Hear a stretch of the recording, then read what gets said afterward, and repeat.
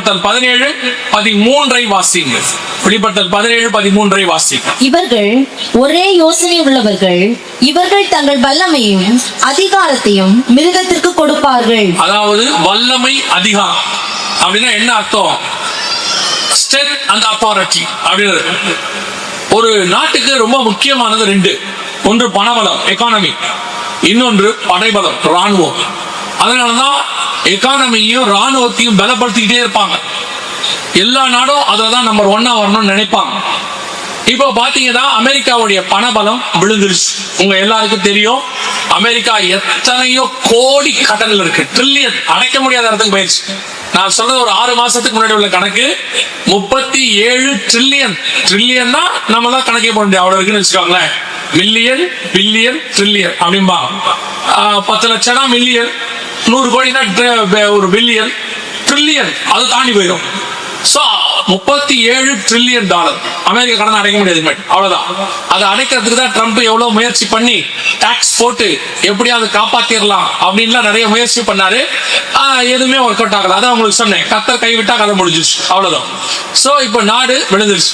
இப்ப அந்த இடத்துக்கு மாற்றாக யூரோ வருகிறது. நான் உங்களுக்கு சொன்னோம், நீங்க பாத்தீங்க, அந்த யூரோவானது எழும்பி வந்து விட்டு இப்ப யூரோ உலக வல்லரசு பணமா மாறும். இப்ப நடக்கிற யுத்தம், இஸ்ரேல் ஈரானிய யுத்தம் மிகப்பெரிய யுத்தமாய் மாறும். அதை குறித்து நாளைக்கு பார்க்கலாம், வருகை தாமதிக்குமானால். அந்த யுத்தத்தின் முடிவில் உலக பணமாக இந்த யூரோவை கொண்டு வருவார். நடுவுல கொஞ்சம் பேர் என்ன சொன்னாங்கன்னா, பிரிக்ஸ் சொல்லி ஒரு பண மதிப்பு, அதாவது Belgium, Brazil, Russia, India, China, south Africa இவங்க எல்லாம் சேர்ந்து ஒரு பண மதிப்பை உண்டாக்குனாங்க. அது எதுக்காகனா அமெரிக்கா பணத்துக்கு மாற்றாக உண்டாக்குனாங்க. அது நிக்கல. உடனே இந்தியாவுக்கு வரிகிரி எல்லாம் போட்டு பண்ணாங்க. அப்புறம் வெனிசுலா அதையும் பிடிச்சி உள்ள போட்டாங்க. ஈரான் கொல்லப்பட்டாங்க. அமெரிக்காவுக்கு மாற்றாக ஒரு பணத்தையும் வர விட மாட்டாங்க. இப்போ ஐரோப்பா பார்த்துச்சு, அடுத்து அவங்க தான் வரணும். இப்ப அமெரிக்காவுக்கு மாற்றாக அவங்க வரணும்னா அமெரிக்கா விட மாட்டேங்குது. இப்ப அமெரிக்காவோட அவங்க தொடர்பு துண்டிச்சு. இந்த காலகட்டத்துல இப்போ சமீபத்துல நான் சொல்றது, இன்னைக்கு நேத்து பிரான்ஸ் தேசத்தினுடைய அதிபர் ஒண்ணு சொல்லி இருக்கிறார் பாருங்க. அவர் என்ன சொன்னார் பாருங்க, இது முக்கியமான ஸ்டேட்மெண்ட் அவர் கொடுத்தது. இந்த ஸ்டேட்மெண்ட் தான் ரொம்ப இம்பார்ட்டன்டான ஸ்டேட்மெண்ட். இவர் மேக்ரோன்னு சொல்லி பிரெஞ்சு தேசத்தினுடைய பிரதமர். இவர் என்ன சொல்றாருன்னா, உலக வரலாற்றிலேயே இதான் ஃபர்ஸ்ட் டைம், முதல் தடவை அமெரிக்கா, ரஷ்யா, சைனா எல்லாமே ஐரோப்பாவுக்கு எதிராக இருக்கிறது. சைனா ஆசியா, அமெரிக்கா தனிகண்டம், ரஷ்யா ஆசியா, ஆப்பிரிக்கா, ஐரோப்பா ரெண்டுத்திலே இருக்கு. இந்த 3 பெரிய நாடும் உலக சரித்திரத்திலே இதான் ஃபர்ஸ்ட் டைம் ஐரோப்பாவுக்கு எதிராக இருக்கு. இதுதான் நாம் எழும்ப வேண்டிய காலம், வேக்கம், நாம் விழித்துக் கொள்ள வேண்டிய காலம்.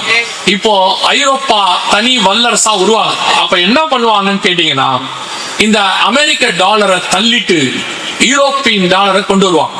அதாவது யூரோ அப்படிங்கிற கரன்சியை கொண்டு வருவாங்க.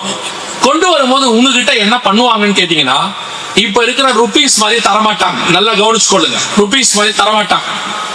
டிஜிட்டல் மணி அப்படின்னு சொல்லுவாங்க. இப்ப நீங்க பெரும்பான்மையா பணத்தை யூஸ் பண்றீங்களா, போன் யூஸ் பண்றீங்களா அப்படின்னு கொஞ்சம் பாருங்க. உங்களுக்கே தெரியும், பணத்தை விட அதிகமா எதை யூஸ் பண்ணிட்டு இருக்கிறோம்?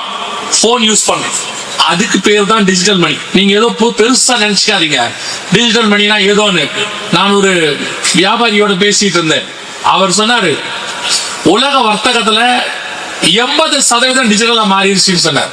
அதாவது பணம் கொடுத்து வாங்கறதுக்கு பதிலா ஆன்லைன்ல, போன்ல, கார்டுல வாங்கக்கூடிய காலம் அதிகரிச்சிருச்சு.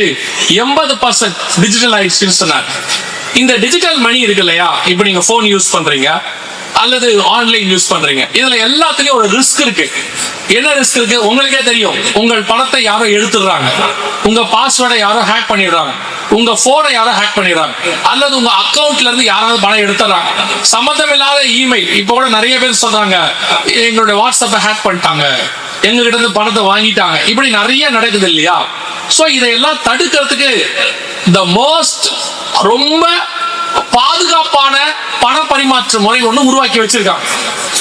அந்த பண பரிமாற்ற முறை இப்படித்தான் இருக்கும்னு 1900 வருஷத்துக்கு முன்னாடி பைபிள் சொல்லுது. முதல்ல வசனத்தை வாசிச்சிருக்க, அதுக்கப்புறம் நான் இது உங்களுக்கு சொல்றேன். வசனம் வாசிங்க. வெளிப்படுத்தின விசேஷம் 13ஆம் அதிகாரம் 16-17 வாசி. வெளிப்படுத்தல் 13, 16, 17 வாசி. அது சிறியோர் பெரியோர் ஐஸ்வர்யவான்கள் தரித்திரர் சுயாதீனர் அடிமைகள் இவர்கள் யாவரும் தங்கள் தங்கள் வலது கைகளிலாவது நெற்றிகளிலாவது ஒரு முத்திரையை பெறும்படிக்கும் வாசி, தொடர்ந்து வாசி. அந்த மிருகத்தின் முத்திரையாவது அதன் நாமத்தையாவது அதன் நாமத்தின் இலக்கத்தையாவது தரித்துக் கொள்ளுகிறவன் தவிர வேறொருவனும் கொள்ளவும் விற்கவும் கூடாதபடிக்கும் செய்தது. இந்த வசனத்தை மாதிரி எல்லா வசனமும் மகத்துவம் தான். நான் பிரமிச்ச வசனங்கள்ல இது ஒன்று. இவ்வளவு துல்லியமாய் இந்த காலத்துக்குரிய தீர்க்க தரிசனத்தை 1900 வருஷத்துக்கு முன்னாடி ஒரு சிறைச்சாலைக்குள்ள உட்கார்ந்து இருக்கிற ஒரு மனுஷனுக்கு எப்படி வெளிப்படுத்த முடியும்? ஆண்டவர் சொல்றாரு, கடைசி காலத்துல எல்லாருடைய வலது கையிலும் அல்லது நெற்றியில் ஏதாவது ஒரு இடத்துல ஒரு சீல், ஒரு மார்க் போடுவாங்க அல்லது ஒரு காரியம் செய்வாங்க. அதன் மூலமாக தான் நீங்கள் எதையும் வாங்கவும் முடியும், விற்கவும் முடியும். அந்த இடத்துல வசனம் இருக்கு, கொள்ளவும் விற்கவும் கூடாதபடிக்கு செய்தது. ஆங்கிலத்துல பாத்தீங்கன்னா பை ஆர் செல் அப்படின்னு இருக்கு. இந்த காலத்தை நீங்க நல்லா கவனிச்சு பாருங்க. இது இன்னைக்கு உள்ளதான மெத்தட். இப்போ நீங்கள் ஒரு நம்பர் கையில வச்சிருக்கிறீங்க. அந்த வசனம் சொல்லுது, அந்த மிருகத்தின் முத்திரையாவது நாமத்தையாவது நாமத்தின் இலக்கத்தை நம்பரையாவது. இப்போ நீங்கள் ஒரு சீல் வச்சிருக்கீங்க, ஒரு மார்க், ஏதோ ஒன்று, எந்த வேணா எடுத்துக்கொள்ளுங்க. அதுக்கு ஒரு ஏர்டெல் அப்படின்னா அதுக்கு ஒரு சிம்பிள் பாக்குறீங்க. எதை பார்த்தாலும் ஒரு சிம்பிள் பாக்குறீங்களா? அந்த மாதிரி நீங்க வாங்கறதுக்கும் விற்கிறதுக்கும் ஒரு சிம்பிள் கொடுப்பாங்க. இப்ப நீங்க கியூஆர் ஸ்கோர் அப்படின்னு வச்சிருக்கீங்க, அந்த சிம்பிள் தான் மெயின். அது உள்ள என்ன இருக்கு உங்களுக்கு தெரியாது. உங்களை பொறுத்த வரைக்கும் அதுல என்ன இருக்குன்னே தெரியாது. அது ஒரு டிசைன், அவ்வளவுதான். அதை ஸ்கேன் பண்ணா ஒரு ஒரு ஒரு கம்பெனியோட பேர் வருது. ஸ்கேன் பண்ணா ஒரு பேங்கோட டீடைல்ஸ் அதுல இருக்கு. அதை ஸ்கேன் பண்ணீங்கன்னா ஒரு மிகப்பெரியதான கம்பெனியோட ப்ரௌசர் அதுக்குள்ள இருக்கு. அதை ஸ்கேன் பண்ணீங்கன்னா நீங்க போக வேண்டிய இடத்துக்கான ரூட் அதுல இருக்கு. ஆனா எல்லாமே ஒரு முத்திரை, மார்க். ரெண்டாவது, ஒரு நாமம், பெயர். உங்களுக்கு ஒரு பெயர் இருக்கு அல்லது அதுக்கு ஒரு பெயர் இருக்கு. மூணாவது, ஒரு நம்பர். இந்த நம்பருங்கிறத ரொம்ப பிரமிப்பு. இந்த நம்பர் எல்லாம் கொடுத்து வாங்குற காலமே இல்ல. 2000 வருஷத்துக்கு முன்னாடி பண்டமாற்று முறை இருந்துச்சு. ஆபிரகாம் வெள்ளி கட்டியை கொடுப்பாரு, அவங்க இடம் கொடுப்பாங்க. இதான் நடந்துச்சு. அப்படி இருந்த காலத்துல, வெறும் காசு கொடுத்து வாங்கின காலத்துல வசனம் சொல்லுது, நம்பர் இல்லாமல் வாங்க முடியாது. எத்தனை துல்லியமான தீர்க்க தரிசனம்! இன்னைக்கு உங்களுக்கு டிஜிட்டல் மணி, நம்பர் தான் மெயின். நீங்க வச்சிருக்கிறது ஒரு நம்பர், நீங்க அனுப்புறது ஒரு நம்பர், நடுவுல யூஸ் பண்ற பாஸ்வேர்ட் அது ஒரு நம்பர், உங்க அக்கவுண்ட் நம்பர் ஒரு நம்பர், உங்க போன் நம்பர், உங்க அக்கவுண்ட் நம்பர், அனுப்புறது ஒரு போன் நம்பர், அவருடைய அக்கவுண்ட் நம்பர், நடுவுல ஒரு பாஸ்வேர்ட் அது ஒரு நம்பர். நம்பர் தான் லைஃப். நம்பர் இல்லாமல் வாங்க முடியாது, விற்க முடியாது. இந்த தீர்க்க தரிசனம் இப்ப இந்த நிமிஷம் நம் கண்களுக்கு முன்பாக நிறைவேறி கொண்டிருக்கிறது. இதை விட இன்னைக்கு உள்ள ஜென்சிக்கு சொல்றேன், இன்னைக்கு உள்ள வாலிபர்கள், இன்னைக்கு உள்ள நான் படித்த மேதாவிகள் உங்களுக்கு சொல்றேன், இதை விட துல்லியமாய் தீர்க்க தரிசனம் உரைக்கிற தேவன் எங்கே? இதை விட துல்லியமாய் தீர்க்க தரிசனம் உரைக்கிற வேதம் எங்கே? இத்தனை துணை மனுஷனை குறித்து துல்லியமாய் சொன்னதான ஒரு தேவனை உங்க லைஃப்ல பார்க்க முடியாது. நீங்க அந்த ஆண்டவராக இயேசு கிறிஸ்து ஒருவர் மட்டும்தான். அவர் சொன்னபடி செஞ்சிருக்கிறார். அப்படியே வார்த்தை நிறைவேறி இருக்கிறது. இன்னைக்கு நம்பர் இல்லாமல் உங்களால் வாங்கவும் முடியாது, விற்கவும் முடியாது. அந்த காலம் வந்து விட்டது. அந்த அரசாங்கம் எழும்பிருச்சு. அவர்கள் என்ன செய்ய போறாங்கன்னா, இந்த யுத்தம் முடிஞ்ச பிறகு உங்க எல்லாருக்கும் இப்படியேதான் கொரோனாவுக்கு முன்னாடி இந்த கொரோனா வரதை பத்தி ஆண்டவர் சொன்ன விஷயங்களை உங்களுக்கு சொல்லிட்டு இருந்தோம். ஆனால் அதை ரொம்ப அசால்ட்டா அசட்டையா ஒரு கூட்டம் கேட்டாங்க. இதே இடத்துல நான் சொல்றது இங்க இல்ல, மேல்புறத்துல இல்ல, இதே கன்னியாகுமரி மாவட்டத்துல வந்து பல இடங்கள்ல சொல்லியிருக்கு. அப்ப ரொம்ப அசால்ட்டா கேட்டாங்க. அதெல்லாம் நடக்காதுன்னாங்க. இப்பவும் சொல்றோம், நீங்க பாக்குற இஸ்ரேல் ஈரானிய யுத்தம் அதை பத்தி நாளைக்கு சொல்றோம். அது முடியும் போது உங்களுக்கு வலது கையிலையோ நெத்தியிலையோ நிச்சயம் ஒரு கருவியை பதிப்பார்கள். அதற்கு பயோசிப் என்று பெயர். இப்ப அது ரெடியா இருக்கு. அதை பதிக்க வைக்கிறதுக்கு தான் இவ்வளவு ஆரம்பிச்சிருக்கு. உங்களுக்கு கொடுத்தா நீங்க வாங்க மாட்டீங்க. நீங்க அதுக்கு ஒரு 1000 கேள்வி கேட்பீங்க. நீங்க கேள்வியே கேட்காம வாங்க வைக்கிறது தான் நடந்துச்சு. அது எப்படி நாங்க வாங்குவோம்? இப்போ உங்ககிட்ட ஒரு சர்டிபிகேட்டை கொடுத்து இதை எல்லா இடத்துக்கும் எடுத்துக்கிட்டு போனோம், இது இருந்தால்தான் உன்னை ஸ்கூலுக்குள்ள விடுவேன், இதை இருந்தால்தான் உன்னை வேலைக்குள்ள விடுவேன், இதை இருந்தால்தான் நீ பஸ் ஏறணும், இது இருந்தால்தான் நீ ட்ரெயின் ஏறணும்னு சொன்னா நீங்க கேட்க மாட்டீங்க. நான் ஏன் செய்யணும் அப்படிம்பீங்க. அதுக்கு ஒரு கிருமி வந்துச்சு கோவிட். அந்த கிருமியில ஒரு ஊசி போட்டாங்க. அது போட்டே ஆகணும்னு சொன்னாங்க. நீங்க போட்டீங்க. போட்ட உடனே ஒரு வேக்சின் சர்டிபிகேட் ஒன்று கொடுத்தாங்க. அந்த சர்டிபிகேட் இல்லாமல் நீ ஸ்கூலுக்கு வரக்கூடாதுன்னா நீங்க வேற வழி இல்லை, அதை எடுத்துட்டு தான் போட்டீங்க. அது இல்லாமல் ஃபிளைட் ஏறக்கூடாது, அது இல்லாமல் நீங்க பஸ் ஏறக்கூடாது, ட்ரெயின் ஏறக்கூடாதுன்னா நீங்க எடுத்துக்கிட்டு போனீங்க. மறு பேச்சு கேட்காம போனீங்க. அந்த சூழ்நிலையை உருவாக்கிட்டா நீங்க செய்வீங்க. இப்பவும் உங்க வலது கையிலும் நெத்தியிலையும் அந்த சிப்பை வைக்கிறதுக்கான சூழ்நிலையை உருவாக்கிக்கிட்டு இருக்கு உலகம். நான் சொல்றது இந்தியால, உலகம் ஒரு பெரிய ஐரோப்பியன் யூனியன் உருவாக்குது. ஒரு நாள் வரும் உங்கள் வலது கையிலும் நெத்தியிலும் முத்திரை போடுவார்கள். கட்டாயம் இல்ல, போட்டா தான் எல்லாம்பா. உன் செல்போன் அப்பதான் வேலை செய்யும்பா, உன் ஃபிங்கர் பிரிண்ட் இல்லாட்டி வேலை செய்யாது. இப்பவே பாதி பேர் ஃபிங்கர் பிரிண்ட்டுக்கு போயிட்டீங்க. உங்க வலது கையில அந்த ஃபிங்கர் பிரிண்ட் இருந்தா தான் இப்ப வேலை செய்யும் சொன்னா என்ன பண்ணுவீங்க?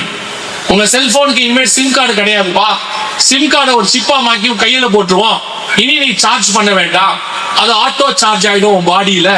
கேக்குறீங்களா? ஆமான்றீங்களா? இருக்கு, இப்பவே துபாயில போட்டிருக்கிறாங்க. துபாயில நோ செல்போன், சிப்ப கையில போட்டாச்சுன்னா நீங்க பேசிக்கலாம். உங்களுடைய தானே இன்னொரு கையில ஸ்பீக்கருக்கு தேவையானதை பிக்ஸ் பண்ணிடுறாங்க. நீங்க இனி எதையுமே செய்ய வேண்டாம். 24 hours யூ ஆர் அவைலபிள். இந்த சிக்னல் வீக்கு அந்த பேச்செல்லாம் கிடையாது, எல்லாம் கொண்டாந்தாச்சு. சோ ஆண்டவர் சொன்ன இந்த காரியம் நடைபெறுவதற்கு அவங்க கட்டாயப்படுத்த மாட்டாங்க. ஆனா வேற வழி இல்ல. அந்த வசனம் சொல்லுது, வாங்கவும் விற்கவும் கூடாதபடிக்கு செய்தது அது செஞ்சிடும். எப்படி வேக்சின் சர்டிபிகேட் வந்துச்சோ அதே மாதிரி இதுவும் செஞ்சிடும். அப்படி ஒரு நிலை வரப்போகுது. அதற்கான ஒரு ஆரம்ப யுத்தம் தான் போய்கொண்டிருக்கிறது. ஆண்டவர் சொன்னபடி அத்தனை தீர்க்க தரிசனங்களும் மிக துல்லியமாய் எழுப்பிவிட்டது, நிறைவேறி கொண்டிருக்கிறது. அந்த காரியங்கள் எல்லாம் எழும்புகிறது. இப்போ எரேமியா வந்து சொன்னார் பாருங்க, நேபுகாத்நேச்சார் வரப்போறார். எரேமியா 26:18 சொன்னார் இல்லையா, ஆலயத்தின் பர்வதம் சீலோவை போல போரும், எருசலேம் மண்மேடுகளாகி போகும். சொன்ன போது அவரை யாரும் கேட்கல. ஒரு 100 வருஷம் ஒரு மனுஷன் கத்திக்கிட்டே இருந்தான், நீதியை பிரசங்கித்தான், ஒரு வயலும் கேட்கல. இப்படி ஆண்டவர் மனித திருமணங்கள் பரலோகராஜ்யம் சமீபம் சொன்ன போது எல்லாரும் அவரை பட்டணத்துக்கு புறம்பாக்கி சிலுவையில் இருந்தாங்க. இப்படி பல நேரங்களிலே உங்களுக்கு வரப்போகிறதான விஷயத்தை முன்பாக சொல்லும் போது கேட்க ஒரு அசட்டை, கேட்க ஒரு அநீதி, அதெல்லாம் நடக்காது அப்படின்னு சொல்லி ஒரு அவிசுவாசம். ஆனால் நீங்கள் கேட்டாலும் சரி கேட்காவிட்டாலும் சரி, உங்களுக்கு கொடுக்கப்பட வேண்டிய எச்சரிப்பு கொடுக்கப்பட்டாகி விட்டது. உங்களை பொறுத்த வரைக்கும் இது கன்வென்ஷன். கர்த்தரை பொறுத்த வரைக்கும் உங்களை காப்பாற்றுவதற்கு கர்த்தர் கொடுக்கிற வாய்ப்பு, ஆண்டவர் சொல்லக்கூடிய வாய்ப்பு. இதை கேட்டு மனம் திரும்பி ஆயத்தப்பட்டு கர்த்தரை சந்திப்பதற்கு நீங்களோ உங்கள் குடும்பமும் திருச்சபையும் ஆயத்தப்படுகிறானால் வரப்போகிற பேரழிவிலிருந்து நீங்கள் காப்பாற்றிக் கொள்ள முடியும்.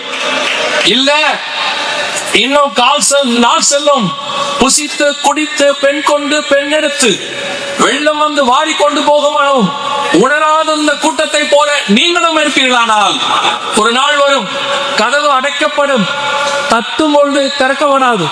கதவு திறந்திருக்கிற வரைக்கும் ஜோடு ஜோடா எல்லாம் உள்ள போச்சு, ஒரு மனுஷன் கூட ஜோடா உள்ள போல.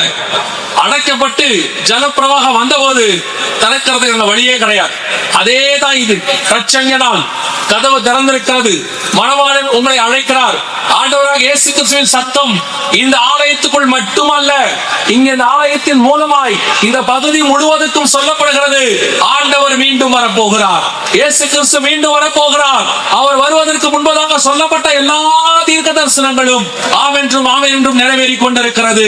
நீ இந்த சத்தத்துக்கு செவி சாய்த்து ஆண்டவராக இயேசு கிறிஸ்துவை சொந்த இரட்சகராக ஏற்றுக்கொண்டு, இயேசுவே என் உள்ளத்தில் வாரும், என் பாவத்தை மன்னியும், உங்களுடைய பிள்ளையாய் என்னை ஏற்றுக்கொள்ளும் என்று சொல்லி நீங்கள் பாவ அறிக்கை செய்து தேவ சமூகத்தில் ஒப்புவிக்கும் போது வரப்போகிற ஆக்கினைக்கு உங்களையும் உங்கள் குடும்பத்தையும் காப்பாற்றிக் கொள்ள முடியும்.